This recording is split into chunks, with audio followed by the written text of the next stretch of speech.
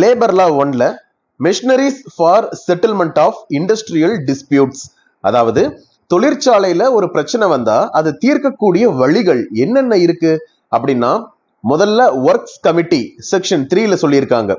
Section 4ல conciliation officer, section 5ல boards of conciliation, section 6ல கோர்ட் ஆஃப் என்கொயரி. இந்த 4 விதமான தீர்வுகள் இருக்கு. இண்டஸ்ட்ரியில ஏதாவது பிரச்சனை வந்தது அப்படின்னா ஒன்னொன்னும் என்னென்ன அப்படின்றத நம்ம பார்ப்போம். இந்த கன்சிலியேஷன் மிஷினரின்றது எதுக்கு கொண்டு வந்திருக்காங்க அப்படின்னா, ஒரு பிரச்சனை வராம பிரிவென்ட் பண்றதுக்கு. அப்படி ஒரு பிரச்சனை டிஸ்பியூட் அரைஸ் ஆயிடுச்சு அப்படின்னா அதை சால்வ் பண்றதுக்கு, அதை செட்டில் பண்றதுக்காக இவங்க என்ன பண்றாங்கன்னா 4 விதம் கொண்டு வந்திருக்காங்க. இந்த 4 நான் மேல சொன்னேன். முதல்ல என்னன்னா செக்ஷன் 3ல ஒர்க்ஸ் கமிட்டி, இவங்க என்னென்ன பண்றாங்கன்னு பார்ப்போம். செக்ஷன் 3 ஒர்க்ஸ் கமிட்டி, அதாவது ஒரு இண்டஸ்ட்ரியில 100 அல்லது அதற்கு மேற்பட்ட தொழிலாளர்கள் எம்ப்ளாயி இருந்தாங்க அப்படின்னா கண்டிப்பா ஒர்க்ஸ் கமிட்டி அமைச்சிருக்கணும். ஒர்க்ஸ் கமிட்டி அப்படின்னா என்ன அப்படின்னா, எம்ப்ளாயர் இருக்காங்க இல்லையா, எம்ப்ளாயர் சைட்ல இருந்து முதலாளி சைட்ல இருந்து ஒரு சில ரெப்ரசன்டேட்டிவ்ஸ், தொழிலாளி சைட்ல இருந்து ஒரு சில ரெப்ரசன்டேட்டிவ்ஸ். இந்த தொழிலாளி சைட்ல இருந்து யாரு ரெப்ரசன்டேட்டிவா வரணும் அப்படின்றத அங்க இருக்கக்கூடிய ட்ரேட் யூனியன் தான் முடிவு பண்ணும். இப்படி முடிவு பண்ணி அவங்களா ஒரு ஆளை அனுப்புறாங்க ஒர்க்ஸ் கமிட்டிக்கு. அப்போ ஒரு கமிட்டியா ஃபார்ம் ஆகுறாங்க. இவங்களுக்கு பேரு தான் ஒர்க்ஸ் கமிட்டின்னு சொல்றாங்க. இவங்களோட வேலையே என்ன அப்படின்னா, இண்டஸ்ட்ரி ப்ராப்பரா நடக்கிறதுக்காக இவங்க ஒர்க் பண்றாங்க. குட் ரிலேஷன்ஸ் இருக்கணும் எம்ப்ளாயிஸ்க்கும் எம்ப்ளாயருக்கு நடுவுல, அதுதான் இவங்களோட வேலை. இவங்களோட பவர்ஸ் அண்ட் டியூட்டிஸ் என்ன அப்படின்னா, குட் ரிலேஷனை மெயின்டைன் பண்றது, அதுவும் இல்லாம காமன் இன்ட்ரெஸ்ட், எம்ப்ளாயருக்கும் எம்ப்ளாய்க்கும் எந்த விஷயத்துல ஒத்து போகுது, காமன் இன்ட்ரெஸ்ட் எதுல இருக்குன்னு பார்க்கணும். இன்னொன்னு, எதுல டிஃபரன்ஸ் ஆஃப் ஒப்பீனியன் இருக்குன்றத இவங்க ஃபைண்ட் அவுட் பண்ணணும். இதுதான் இவங்களோட பவர்ஸ் அண்ட் டியூட்டிஸ். இதுல என்னென்ன ரூல்ஸ் இருக்குன்னு கேட்டீங்கன்னா, ஒரு ரெப்ரசன்டேட்டிவ்ஸ் ஆஃப் ஒர்க்மேன் இருக்கிறாங்க அப்படின்னா அவங்க இந்த ஒர்க்ஸ் கமிட்டிக்காக மட்டும்தான் இந்த ஒர்க்மேனை ரெப்ரசன்ட் பண்ண முடியும். மற்ற பரவாயில்ல அவங்களுக்கு நீங்க கம்மியாவே சம்பளம் கொடுங்க, அவங்களுக்கு வீட்டு வாடகை நீங்க தராம கூட இருங்க, அந்த மாதிரி எல்லாம் ரெக்கமெண்ட் பண்ண முடியாது. இந்த ஒர்க்ஸ் கமிட்டிக்காக மட்டும் பேசுறது தான் இவங்களோட வேலை. அதே போல இந்த ஒர்க்ஸ் கமிட்டி தான் இருக்கிறாங்களே, ட்ரேட் யூனியனை நம்ம இதுக்கு மேல கண்டுக்க வேணாம்னு சொல்லி விடக்கூடாது. எப்பவுமே ட்ரேட் யூனியன் தான் ஒர்க்கர்ஸ்க்கு சுப்பீரியர் அத்தாரிட்டி. இவங்க அதுல இருந்து ஒரு பார்ட் தான் அப்படின்னு சொல்றாங்க. இவங்க கலெக்டிவ் பார்கெனிங் பண்ண முடியாது. யாரு? Works committee. ட்ரேட் யூனியன் கிட்ட தான் அதுக்கான டெசிஷன் எடுக்கணும். இவங்களோட வேலையே என்னன்னா, ஸ்மூத், எந்த ஒரு ஃப்ரிக்ஷனும் இல்லாம இண்டஸ்ட்ரியை ஸ்மூத்தா ரன் பண்றதா இவங்களோட வேலை. தொழிலாளிக்கும் சம்பளம் நல்லா கிடைக்கணும், முதலாளிக்கும் லாபம் வரணும். அதுக்கு அமிக்கபிளான ஒரு சொல்யூஷனை தேடுறது மட்டும்தான் இவங்க வேலை. ரொம்ப நியாயமான முறையில கான்ஸ்டியூட் பண்ணணும் ஒர்க்மேனை. ஒருவேளை அப்படி இல்லை அப்படின்னா ட்ரேட் யூனியன் உள்ள தலையிட்டு சரியான ஒர்க்மேனை இதுல ரெப்ரசன்டேட்டிவ்ஸா போடுவாங்க. இதுல ஒர்க் கமிட்டி இருக்கிறதால சில சக்சஸும் இருக்கு, சில வீக்னஸும் இருக்கு. அதாவது அட்வான்டேஜஸ் அண்ட் டிஸ்அட்வான்டேஜஸ். இதுல அட்வான்டேஜஸ் என்னென்ன அப்படின்னா, ஒரு கார்டியல் ரிலேஷன்ஸ் இருக்கு மேனேஜ்மெண்ட்ல, மேனேஜ்மெண்ட்டுக்கும் ஒர்க்கர்ஸ்க்கும். அடுத்தது, தொழிலாளர்களோட பிரச்சனையை எடுத்து சொல்றதுக்கு இது ஒரு தளமா இருக்கு. அதனால அவங்களுக்கு ஒரு சிம்பத்தி ஆட்டிடியூட் கிரியேட் ஆகுது மேனேஜ்மெண்ட்ல இருக்கிறவங்களுக்கு. அதே போல ஒரு விஷயம் மேனேஜ்மெண்ட்ல அறிமுகப்படுத்துறாங்க, புதுசா கொண்டு வர்றாங்க, ஒரு வெல்ஃபேர் மெஷர் பண்றாங்க, சர்வீஸ் கண்டிஷனை இம்ப்ரூவ் பண்றாங்க, ஏதாவது ஒரு சேஞ்சஸ் இண்டஸ்ட்ரியில கொண்டு வர்றாங்கன்னா ஒர்க்ஸ் கமிட்டி கிட்ட ப்ரியார் கன்சல்டேஷன் பண்றதுனால பிரச்சனைகள் தவிர்க்கப்படுது. இதெல்லாம் இதோட அட்வான்டேஜஸ். டிஸ்அட்வான்டேஜஸ் என்னன்னா, லேக் ஆஃப் அப்ரிசியேஷன். இவங்க பண்ற வேலைக்காக இவங்களுக்கு எந்த விதமான அப்ரிசியேஷனும் இருக்க மாட்டேங்குது. இன்னொன்னு, இவங்களை ஒரு சந்தேக கண்ணோட்டத்தோடையே பாக்குறாங்க. யார் அப்படி பாக்குறா? இருக்கிற தொழிலாளர்களே முதலாளி கிட்ட இவன் விலைக்கு போயிட்டான் அப்படின்னு சந்தேக கண்ணோட்டத்தோட பாக்குறாங்க. ட்ரேட் யூனியன் நிறைய இருக்குது, அவங்களுக்குள்ளேயே பிரச்சனை. என்னோட யூனியன்ல சேர்ந்த ஒரு 4 பேரை ரெப்ரசன்டேட்டிவா போடு, இல்ல உன்னோட இது ரெப்ரசன்டேட்டிவா போடு, அவங்களுக்குள்ள பிரச்சனை. Lack of cooperation. அதுவும் இல்லாம ஒர்க்கர்ஸ்க்கு ஹை எக்ஸ்பெக்டேஷன், அதிகப்படியான எக்ஸ்பெக்டேஷன் இருக்கு. எனக்கு இதை நீ வாங்கி கொடு, எனக்கு அதிகமா சம்பளம் வாங்கி கொடு, தீபாவளி போனஸ் வாங்கி கொடு, இந்த மாதிரி அவங்க எக்ஸ்பெக்டேஷன் அதிகமா இருக்கு. பெரிய பிரச்சனை என்னன்னா, இவங்க எல்லாருமே ஒரு ஃபார்மல் டிகிரி கூட கம்ப்ளீட் பண்ணல, ஐடிஐ தான் முடிச்சுட்டு வேலை செய்யறாங்க. இப்படி ஐடிஐ முடிச்சுட்டு வேலை செய்யும் போது இவங்க இல்லிட்ரேட்டா இருக்காங்க. இவங்களுக்கு இருக்கக்கூடிய பிரச்சனையை அண்டர்ஸ்டாண்ட் பண்ற அளவுக்கு கூட கெப்பாசிட்டி இல்ல, ரொம்ப கம்மியா இருக்கு. இதுதான் இவங்களுடைய பிரச்சனை. இது வீக்னஸ் ஆஃப் ஒர்க்ஸ் கமிட்டி. அடுத்து, effective function of works committee.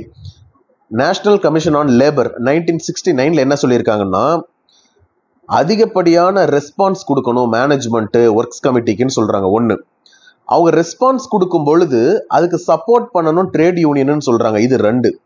Works committee ஒரு வேலை செய்யறாங்கன்னா அதுல ஒர்க்கர்ஸும் இருக்கிறாங்க, மேனேஜர்ஸும் இருக்கிறாங்க, அதாவது முதலாளிகளும் இருக்காங்க. இவங்களுக்கு ப்ராப்பர் அப்ரிசியேஷன் கொடுக்கணும். அப்படி கொடுக்கலன்னா ஒர்க்கர்ஸ்கோட ரெப்ரசன்டேட்டிவும் சோர்வடைஞ்சிருவாங்க, மேனேஜ்மெண்டோட ரெப்ரசன்டேட்டிவும் சோர்வடைஞ்சிருவாங்கன்றாங்க. என்ன ஒரு ரெக்கமெண்டேஷன்ஸ் இவங்க கொடுக்குறாங்களோ அது ஹோல் ஹார்ட்டடா இம்ப்ளிமெண்ட் பண்ணணும், ப்ராப்பரா கோஆர்டினேட் பண்ணணும்.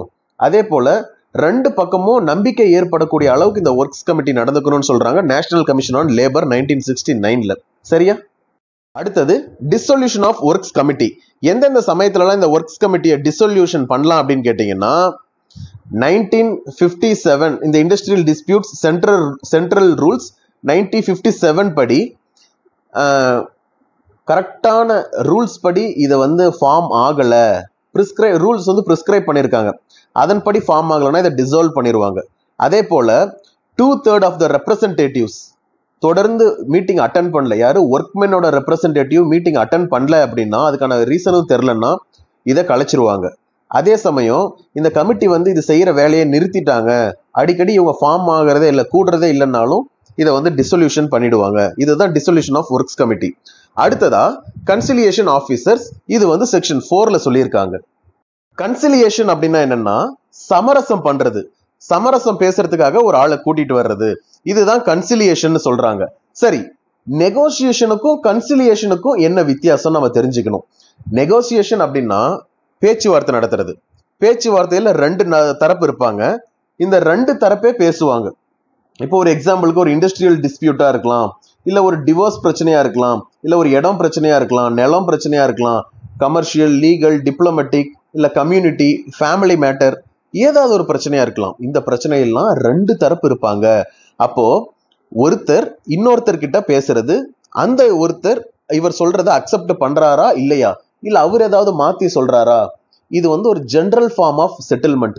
யாருடைய தலையீடும் இல்லாம அவங்களுக்குள்ளேயே பேசுறது, அவங்களுக்குள்ளேயே இருக்கக்கூடிய சாதக பாதகம், அதுல என்னென்ன இவங்களோட பேச்சு திறனை வச்சு பேசுறது தான் நெகோசியேஷன் அப்படின்னு சொல்றாங்க. கன்சிலியேஷன் அப்படின்னா என்னன்னா பஞ்சாயத்துன்னு அர்த்தம். நெகோசியேஷன்னா பேச்சுவார்த்தை, பேச்சுவார்த்தை இரு தரப்பினருக்கிடையே இருக்கும். கன்சிலியேஷன்னா பஞ்சாயத்து, பஞ்சாயத்துன்னா ஒருத்தரை நடுவுல உட்கார வச்சு அவர்கிட்ட ரெண்டு தரப்பும் போய் நியாயம் சொல்றது, என்னோட தரப்பு நியாயம் இது, இவரோட தரப்பு நியாயம் இதுன்னு சொல்றது. அப்போ இந்த கன்சிலியேஷன் நடக்கும்போது ஒருத்தர்கிட்ட போய் விஷயத்த சொல்லுவாங்கல்ல, அவருக்கு பேர் தான் கன்சிலியேட்டர்னு அர்த்தம். இவர் என்ன பண்ணுவார்னா இவங்க சொல்ற எல்லாத்தையும் கேட்டுட்டு இவர் ஒரு முடிவை எடுப்பாரு. இதை தான் கன்சிலியேஷன் மெத்தட்னு சொல்றாங்க. இதை இண்டஸ்ட்ரியல் டிஸ்பியூட்ஸ்க்கு என்னென்ன மாதிரி பயன்படுத்துறாங்கன்னு பார்ப்போம். செக்ஷன் 4ல கன்சிலியேஷன் ஆபீசர்ஸ்னு சொல்லியிருக்காங்க. ஒரு பிரச்சனை இண்டஸ்ட்ரியில அரைஸ் ஆகுது அப்படின்னா அப்ராப்ரியேட் கவர்மெண்ட், எந்த கவர்மெண்ட் கீழே இந்த இண்டஸ்ட்ரி வருதோ அந்த கவர்மெண்ட் நோட்டிபிகேஷன்ல அபிஷியல் கெசட்ல ஒரு ஆபீசரை நியமிப்பாங்க. இவர் தான் உங்களுக்கான கன்சாலிடேஷன் ஆபீசர்ஸ். அவருக்கான டியூட்டிஸ் அதெல்லாமே மென்ஷன் பண்ணியிருப்பாங்க. இவரை பர்மனண்டாவும் அந்த இடத்துல அப்பாயிண்ட் பண்ணுவாங்க, இல்ல ஒரு லிமிடெட் பீரியடுக்கும் அப்பாயிண்ட் பண்ணுவாங்க. இதுல முக்கியமா நீங்க தெரிஞ்சுக்க வேண்டியது என்னன்னா settlement of disputes through discussion without litigation. யார் மேலேயும் வழக்கு பதிவு பண்றது கிடையாது, யார் இது விசாரணை கிடையாது, வழக்கு பதிவு பண்ணி ஃபார்மலா பண்றது கிடையாது. கவர்மெண்ட் அப்பாயிண்ட் பண்ணியிருக்காங்க, அதன் மூலமா பேச்சுவார்த்தை மூலமா நம்ம தீர்த்துக்கிறோம் வித்தவுட் லிட்டிகேஷன். சரியா? சரி, ரெண்டு பார்ட்டியும் இதுக்கு ஒத்துக்கிட்டா மட்டும்தான் நம்ம கன்சிலியேஷனே போக முடியும். ஒரு பார்ட்டி கன்சிலியேஷனுக்கு ஒத்துக்கிட்டு இன்னொரு பார்ட்டி வேணாம்னா நம்ம அதுக்கு போக முடியாது. அதே போல ஸ்ட்ரிக்ட் லீகல் ப்ரொசீஜர் அது எல்லாம் இதுல இருக்காது. இதுவும் பேசி சமாதானப்படுத்துற மாதிரி தான். என்ன, அதுல ரெண்டு பேர் பேசுவாங்க, இதுல ஒரே ஒரு ஆள் கிட்ட இருக்கிற நியாயத்தை சொல்லுவாங்க. இவரோட டியூட்டிஸ் என்னன்னா, முதல்ல கன்சாலிடேஷன் ஆபீசர் இந்த பிரச்சனைக்கு நான் அப்பாயிண்ட் பண்ண உடனே அவர் அதுக்கு ஒரு பிரெஸ்கிரிப்ட் மேனர் இருக்குது, அந்த மேனர்ல இந்த இண்டஸ்ட்ரியல் டிஸ்பியூட்டை ஹேண்டில் பண்ணுவாரு, இன்வெஸ்டிகேட் பண்ணுவாரு, ப்ராப்பரான முறையில அமிகபிளா அதாவது இணக்கமான முறையில பிரச்சனையை சால்வ் பண்ணுவாரு, செட்டில் பண்றாரு. இப்படி செட்டில் பண்ணிட்டார் அப்படின்னா ரெண்டு பக்கமும் பேசி அந்த ரிப்போர்ட்டை அப்ராப்ரியேட் கவர்மெண்ட்டுக்கு அனுப்புவாரு. அந்த ரிப்போர்ட்டோட பேரு மெமரண்டம் ஆஃப் செட்டில்மெண்ட். ரெண்டு பார்ட்டிஸும் சைன் பண்ணி அனுப்பிடுவாங்க. அப்படி அவரால் முடியல அப்படின்னா இவர் என்ன பண்ணுவார்னா, நான் இந்த ஸ்டெப்ஸ் எல்லாம் எடுத்தேன், இந்த ரீசன்னால என்னால் இந்த பிரச்சனையை தீர்க்க முடியலன்னு இவர் வந்து ஒரு ரிப்போர்ட்டை எந்த கவர்மெண்ட் இவர் நியமிச்சாங்களோ அந்த கவர்மெண்ட்டுக்கு அனுப்பிடுவாங்க. 14 நாளுக்குள்ளார அனுப்பணும். இதுதான் இவரோட டியூட்டிஸ். இதுல இவரோட பவர்ஸ் அப்படின்றாங்க என்னென்ன அப்படின்னா, இவர் எந்த இடத்துல பிரச்சனைன்னு சொன்னாங்களோ அந்த பிரெமிசஸ்க்குள்ள எந்த டைம்னாலும் உள்ள போகலாம், அவங்களோட ரெக்கார்டை எடுத்து பார்க்கலாம், ஒர்க்மேனோட அட்டெண்டன்ஸை பார்க்கலாம், அதே போல அந்த இண்டஸ்ட்ரியோட ப்ராஃபிட் டாக்குமெண்ட்ஸ் இது எல்லாத்தையுமே இவர் பார்க்கறதுக்கு உரிமை உண்டுன்னு சொல்றாங்க. இதுதான் கன்சோலியேஷன் ஆஃபீஸர்ஸ் செக்ஷன் 4. அடுத்தது போர்ட் ஆஃப் கன்சிலியேஷன் செக்ஷன் 5. அதாவது கன்சோலியேஷன் ஆஃபீஸர்னால ஒரு வேலை வந்து செட்டில் பண்ண முடியலன்னா அவருக்கு ஹையரா போர்ட்ஸ் ஆஃப் கன்சிலியேஷனுக்கு மாத்திருவாங்க. இது எப்படின்னா செக்ஷன் 5ல சொல்லியிருக்கிறாங்க, அப்ராப்ரியேட் கவர்மெண்ட் இந்த போர்ட் ஆஃப் கன்சிலியேஷனை ஃபார்ம் பண்ணுவாங்க. எதுக்கு?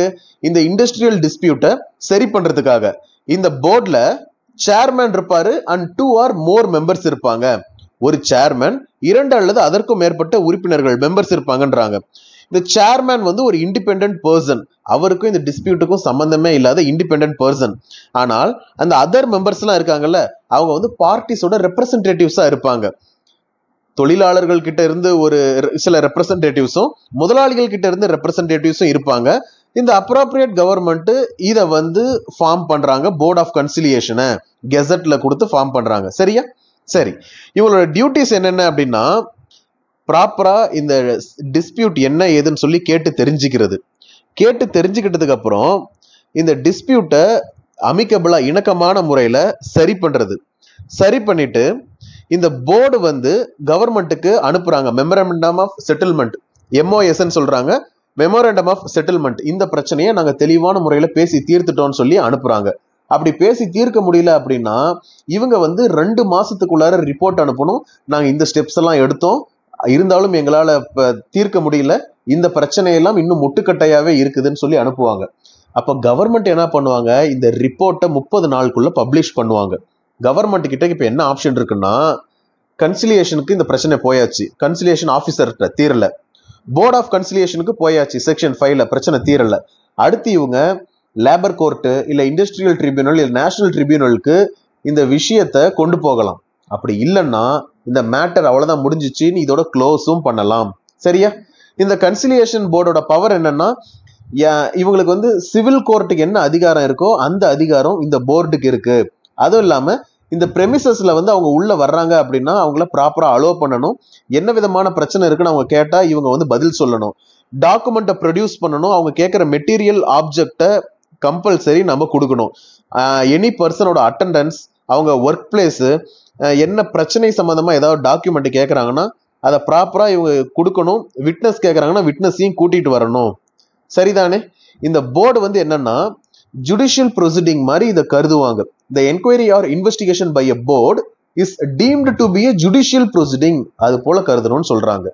அடுத்தது கோர்ட்ஸ் ஆஃப் என்கொயரி செக்ஷன் 6ல சொல்றாங்க.